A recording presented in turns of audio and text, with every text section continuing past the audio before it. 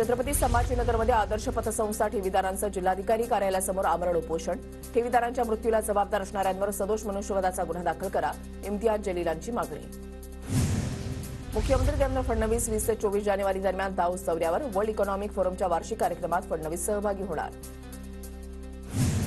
शरद पवार गटामध्ये गेलेले पदवीधरचे आमदार सतीश चव्हाण पुन्हा अजित पवार गटामध्ये प्रवेश करणार. सतीश चव्हाण यांचा आज पक्षप्रवेश होणार असल्याची माहिती. राजकारणामध्ये भावनांपेक्षा विचारांना महत्त्व असतं. आता पुलाखालून बरंच पाणी वाहून गेलंय. पवारांसोबतच्या आठवणींसंदर्भातील प्रश्नावरून तटकरेंची प्रतिक्रिया. राष्ट्रवादी काँग्रेसचं आजपासून शिर्डीमध्ये 2 दिवसीय अधिवेशन.